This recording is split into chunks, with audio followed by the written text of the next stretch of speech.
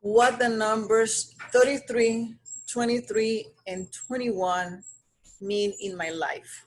That's the name of this video. Welcome to this channel. My name is Ana Munguia. And if you don't know me yet and you have not subscribed, please take a time and do so and ring the bell so you know when I upload a video. So I'm in this space because I love talking to unplanned pregnancies and new moms, first-time moms, because you have a lot of questions around that time in your life. I know it, I've been there. And to give you a little brief on my story of motherhood is that I have 2 unplanned pregnancies, 2 planned pregnancies, 1 as a single mom, 3 as a married mom, 2 husbands, and my babies are miracles. The 3 that were born were total miracles. So what are those dates? Why are those dates so important in my heart? Well, my first unplanned pregnancy, that was a miscarriage when I was single, that was 36 years ago. But when my baby Gabriel would have turned 33 years old, I got into my mind, I got into the revelation when he would have turned 33 on October 10 of 2018, that I had a mission behind his death. He was a miscarriage when I was around 11 or 12 weeks. But that I buried in my heart and I didn't talk much about it, and not too many people knew about it until I started talking in these topics around my friends and families and meetings and women's meetings and churches and stuff like that. So 33 was when I discovered that baby had given me a mission to talk about unplanned pregnancies and talk about miscarriage and abortion and unplanned pregnancies and help choose life, because he wasn't born. He did not have the gift of birth, and it was a natural miscarriage. But I do feel that if I would have taken care better of my body and myself, and I would have gotten to the doctor before all this happened, he could have probably lived. But I didn't take care of myself, and I was 21. So that's one. Those are 2 of the dates of the years that I have said, 33 and 21. I was 21 when I got pregnant of him, and it took me until he would have turned 33 that I got the download that he had given me a mission. Now, time has gone by, of course, and then my second pregnancy, today is her last day of 33 years old. She's turning 34 tomorrow. I am doing this video the 13th of June of 2020, and I will post it when she had turned 34 because it will go out the 16th of June on Monday. But I am taping it the day before she turns to a new age.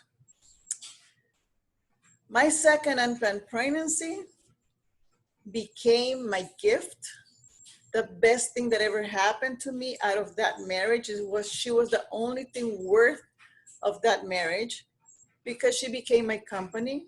She became my motor to work, to dream, to become a mompreneur, to change things around me, to try new jobs, not jobs because I was independent, but yes, new projects. I became an interior decorator and I studied computers. So I had no clue about interior decoration, no clue about architecture, no clue about engineering, civil engineer, but I did all the above. because of her. She was my inspiration to feed her, to give her a good life, and to make my own little company and to work hard for her. So she was the one that changed my life around totally. Now, I still wanted to get married. I was married when I had her, but I divorced when she was 6 months old. And I have that story in one of my other videos behind, full story. But I was a single mom when she was only 6 months old. And then I got remarried when I just turned 31. Imagine that. So I was single since I was 24 till 31. 7 years I was single. I remarried and we planned to have new babies. My new husband had no babies, no kids. He was single the way I asked God to give it to me, because I didn't want another divorcee, because then it would be other kids involved, and those blended families that have his kids, her kids, and our kids. I don't think I have the character for that. So I wanted a single man with no kids and not too much past, because I had enough. I was selfish, but that's what I asked God, and that's what I got. So I got remarried at 31, and at 33, that's again 33, I wanted to become a mother again with my new husband. I wanted to give him the first baby. So my third baby was born, which was my second born baby. And he was in an incubator for 21 days. He was premature. And now he's 23 when I had my 33-year-old. So at 23, I skipped that. When I would turn 23, I had my second unplanned pregnancy, who is the one that is turning 34 tomorrow. So now my second baby, my second live baby, or my third pregnancy, is 23 right now. And my youngest pregnancy, which is the sister of this one, she is 20 and is gonna turn 21 in about 5 months. So my kids are on those ages that mean something special to me. Now the other time and the other age that means a lot to me and that marked my heart is 17. I'm going to talk about it, but I'm going to tell you something. You have to think of those special dates when you have conceived or when you get pregnant. At what age is that? Because you're going to carry that with you through your years. Okay, so time has gone by. I was pregnant the first time at 21, and my little one is gonna turn 21 soon. I was pregnant again at 23, and my middle guy is 23 right now. And when I was 33, this one that is 23 now was born. And then those times were happy times. The planned babies are less stressful, pregnancy-wise and mentally-wise, about the news of getting pregnant. That doesn't mean that you do not get nervous with the pregnancy. I was so nervous.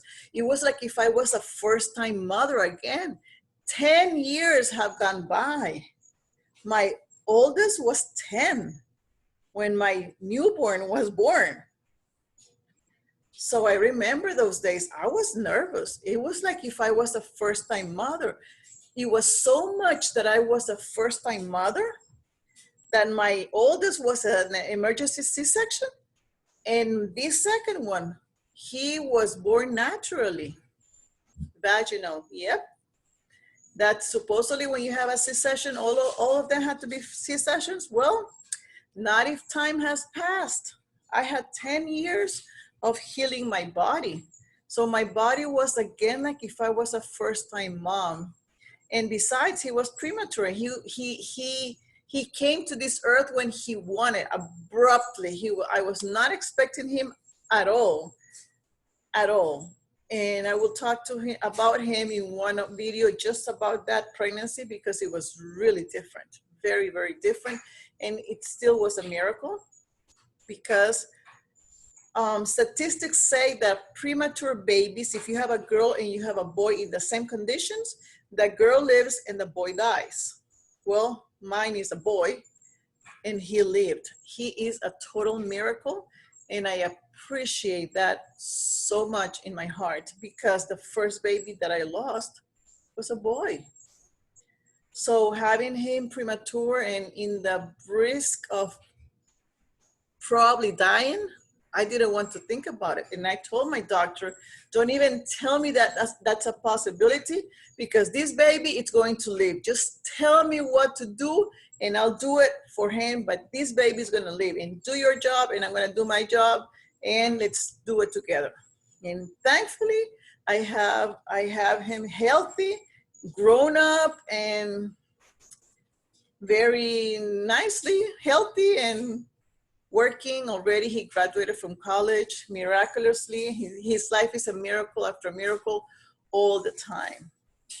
And then my daughter, that's going to turn 21 in a few months, that's when I had my first pregnancy. So when she turns 21, it's like the first step that she's not pregnant by then. And when she turns 23, it's breaking definitely the generational curses of pregnancy in my family. And I did a video about that generational curse that I had in my family about unplanned pregnancies. And it started with my great grandmother from my dad's side. So when she turns 23, we're gonna celebrate. I'm still waiting, 2 more years to go. When my oldest turned 23, she was in Argentina studying her career, and I flew down to celebrate her birthday. I was so happy. She had not gotten pregnant by that time, and she's still single mom. She's still a single person. She's not a mother and still single. And so, hey, what can I say? I'm not a grandmother yet, and I'm happy I'm not, because I'm not ready to be a grandmother, but I have motherhood experience. And 17, why was 17 such a big deal in my life? It marked my life because at 17, my parents got divorced. And when I turned 18, they were both already remarried. So that was like fast. Divorce, marriage, second marriage, new stepfather, new stepmother, new siblings and stepsisters, stepbrothers, and whatever. I had a big mixture of family suddenly. So 17, when my kids turned 17, that moved my emotions, to be truth. And I'm gonna make a whole video only about the 17th year of each of my kids and how that moved my emotions and the things that went through my mind and the emotions I felt and how that affected my life forever. So I'm happy that 3 of them are gone that age, and the 3 of them are grown-ups, and the 3 of them are single, and there are no unplanned pregnancies in my family. So this is how the ages affected me. So keep in your mind if those ages kind of affects you in the long run with your kids. Like, for example, October has been a very interesting month. I haven't even thought about it, but every time in October something happens. Either I have a trip, or I have a new project, or something happens in October every single year, and I haven't noticed that. And what happened 2 years or 3 years ago? 3 years ago was that I got the knowledge that if my miscarried baby would have been born, he would have been born in October. And I made it the 10th of October his birthday, because that's the day that I came into that conclusion. So now he has a birthday. Now I can celebrate him, and now I can talk to him on his birthday and celebrate him. Am I weird about that? Maybe. But I think he's alive, and I think he's in heaven with Jesus. And I think he's waiting for me in heaven. And I'm going to embrace him one day when I finish my mission back down here. As of now, my mission is to help new moms and unplanned pregnancy moms, especially because I know how tough it is. Having an unplanned pregnancy has too many emotions in it, and too many people that criticize you, too many people that don't understand you, too many people that tell you what to do. And some people are even forced to take some decisions that they don't want to take. And I'm here to be your company, to be your friend. And if you have an unplanned pregnancy, you want to talk about it, please reach out. If you're a first-time mom and you have questions, please reach out. Even though I don't have grandchildren right now and I'm not a new mom right now, I do have a lot of experience. I've been there. My pregnancies have been so different. They're all miraculously alive. I tell you, I was high risk. I don't even know how I'm alive. And now that I talk about it, it's like I appreciate life more. And it's time for me to talk and to help you, because I'm a miracle. I mean, with my first pregnancy, well, my second pregnancy, the one that she was born with an emergency C-section, I also had preeclampsia. And that means my blood pressure was high, and that only goes down when the birth is out. And it's a miracle that I do not have high blood pressure. It's really a miracle. And I'm 57 years old right now. And a lot of people of my age, classmates of mine that we grew up together, are taking high blood pressure. Even I have one of my classmates who had a stroke, and he's in a wheelchair, and he got it when he was 50 years old. I feel so blessed that even though I had this emergency birth and difficult pregnancies, I just felt that God was telling me that it was okay for me to be pregnant. Some women get really afraid of the pregnancy because they don't know if it's going to be complicated. Well, I just didn't care. I just went with what my heart said, and I felt that okay from God. And I did it. But I tell you, I had high risk pregnancies. And thinking back about it, it was hard. And right now, I have put together a summit, an online summit. And I have put together several speakers with different types of pregnancies and how they were born, how they were conceived. And I had girls that I tell you, they have some stories from teen pregnancies, homeless teen pregnancies, or teen pregnancies in their homes, some homeless, some with home, and had different situations. But now they turn around their lives, and that baby turned their life around, and it was the best thing that ever happened to them. But I also have moms, now they're moms, but they started their life through rejection. One of them was conceived in rape, another one was aborted but failed the abortion, and she survived, and now they're both a spokesman around that area to save babies. And this is why, by talking to these ladies, I really believe that all babies are just a blessing from God. Because you can be sinning and having sex before getting married and fooling around and sleeping around, but when you get a pregnancy, that's a stop in your life that God is sending for you to think more in you and your future generations. Because for him, there's no surprises. He knows about the baby. He let it happen. And sometimes I think he lets it happen to turn around your life because you're in the wrong roads or path. And it's a wake-up call. Some of these babies that have been born from abuse is the one baby that we needed to bring up the situation of the abuser and to accuse him.